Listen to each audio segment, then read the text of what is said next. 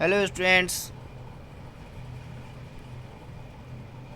आज हम लोग बिजनेस स्टडी क्लास 12 में हेनरी फ्यूल के जो 14 प्रिंसिपल थे उनमें से हम लोगों ने 8 प्रिंसिपल पढ़ लिया था और आज नेक्स्ट पढ़ने जा रहे हैं, जिसमें से 9 हमारा जो पॉइंट्स है वो है स्केलर चेन। स्केलर चेन का मतलब क्या होता है ना कि एक प्रकार का चैन होता है जो कि हाईएस्ट और लोएस्ट रैंक से जो भी सुपरवाइज़र और सब ऑर्डिनेट के बीच में जो अथॉरिटी होता है उनका यह फॉर्मल लाइन होता है, यानी कि ऊपर से जब नीचे और नीचे से ऊपर, तो इस दोनों के बीच में जब कनेक्शन होता है तो उसको स्केलर चेन कहते हैं।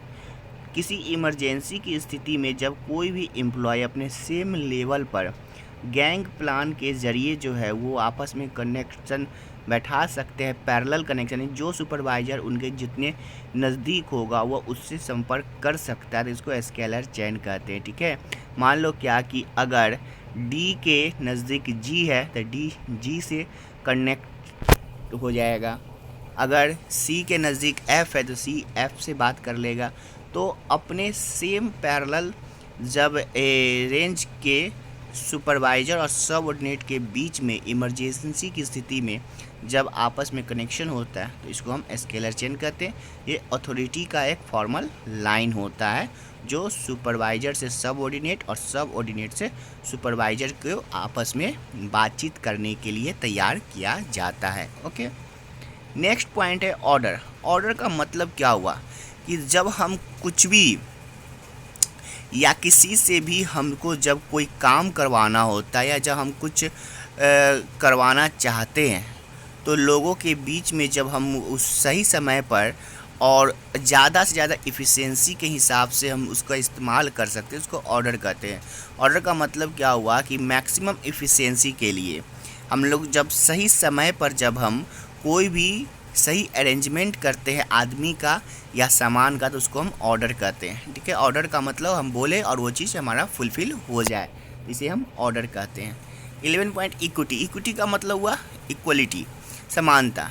तो नाम से ही जाहिर है कि कोई भी ऑर्गेनाइजेशन में जो काम करने वाले होते हैं उनको हर चीज़ से फ्री रखना चाहिए। फ्री का मतलब उनमें भेदभाव नहीं होना चाहिए, न धर्म के आधार पर भेदभाव होना चाहिए, न भाषा के आधार पर भेदभाव होना चाहिए, न जाति के आधार पर, न लिंग सेक्स के आधार पर होना चाहिए और न धर्म के आधार पे उनके बीच में किसी भी प्रकार का भेदभाव नहीं होना चाहिए। अगर उन्होंने काम किया है तो सबको इक्वली जो है वो ट्रीट करना चाहिए और इक्वली वर्कर के तौर पे उनको जो है उनको रेमुनरेशन देना चाहिए। ये इक्विटी हुआ।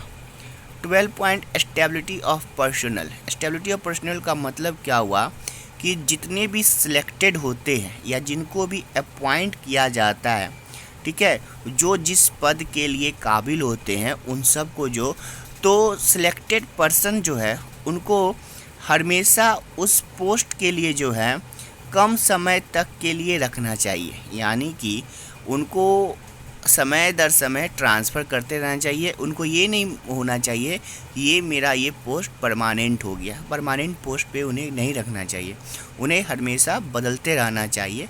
ये हुआ stability of personal. Next point हुआ इनिशिएटिव्स। इनिशिएटिव्स का मतलब क्या हुआ कि जो भी वर्कर जो है उनको हमेशा प्रोत्साहित करते रहना चाहिए, उनको इनकरेज करते रहना चाहिए ताकि वो डेवलप हो सके और वो अपने प्लान को और अच्छे से कैरी कर सके और उसको सुधार सके, तो उनको प्रोत्साहित करते रहना चाहिए।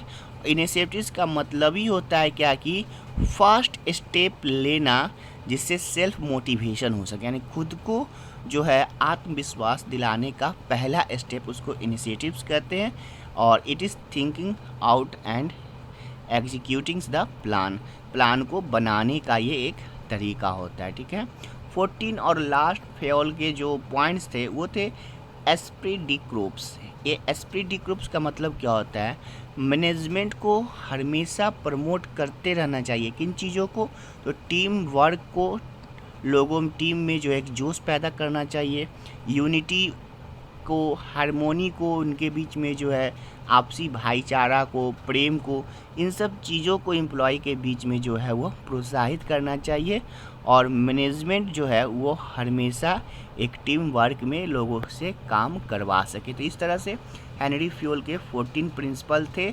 मैंने फर्स्ट बार 4, सेकेंड बार 4 और आज 6 करके मैंने टोटल 14 प्रिंसिपल मैंने बता दिए। अब हम लोग टेलर के साइंटिफिक मैनेजमेंट को नेक्स्ट टॉपिक में पढ़ेंगे। तो हेनरी फ्यूल के जो है वो 14 प्रिंसिपल जो थे वो कौन कौन से थे, एक बार सबका नाम हम लोग देख लेते हैं स्टार्टिंग टू एंड तक, ठीक है ना। तो अगर आपको पता हो तो अच्छी बात है, नहीं तो मैं बता देता हूँ।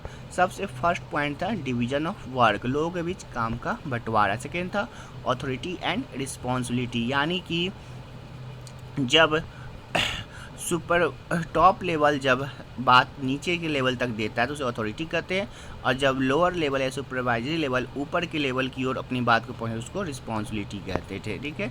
डिसिप्लिन, अपने काम को सिंसियरिटी से करना। यूनिटी ऑफ कमांड, यानी कि एक ही बॉस जो है वो ऑर्डर दे उसे यूनिटी ऑफ कमांड कहेंगे। Unity of direction, one head one plan, ठीक है। उसके बाद हमारा आ गया था आपका डिफरेंस था दोनों में। फिर उसके बाद था हमारा रेमुनरेशन ऑफ एम्प्लॉय, उनके वर्क के आधार पे उनको रेमुनरेशन देना। सबऑर्डिनेशन ऑफ इंडिविजुअल इंटरेस्ट, यानी अपने व्यक्तिगत हित को ना देख करके सभी के हित को देखना। फिर उसके बाद था सेंट्रलाइजेशन, यानी पावर का केंद्रीकरण, सारा पावर एक बार एक हाथ में आ जाना, फिर वो पावर को धीरे धीरे अलग अलग हिस्सों में बांट देना, ठीक है। 9 पॉइंट आज पढ़ाया मैंने स्केलर चेन, यानी कि जब इमरजेंसी आने पर एम्प्लॉय जो है अपने नियरेस्ट किसी भी सुपरवाइजर से जो है गैंग प्लान के जरिए कंसल्ट कर सकता है, स्केलर चेन कहते हैं।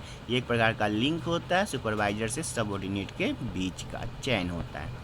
फिर उसके बाद मैंने पढ़ाया आपको ऑर्डर, अपनी मैक्सिमम इफ़िशिएंसी के आधार पर अप्रोप्रिएट टाइम में जब कोई वर्क के लिए कंप्लीट वर्क करना उसको ऑर्डर कहेंगे। इक्विटी, किसी प्रकार का भेदभाव नहीं हो, चाहे वो कास्ट का हो, सेक्स का हो, या उसके अलावा रिलीजन का, किसी में भेदभाव नहीं हो, वर्क के आधार पे उसे पैसे देने चाहिए। Stability of personal, stability of personal का मतलब हुआ कि जो भी सिलेक्टेड पर्सन होने चाहिए वो एक पोस्ट पे परमानेंट नहीं होने चाहिए।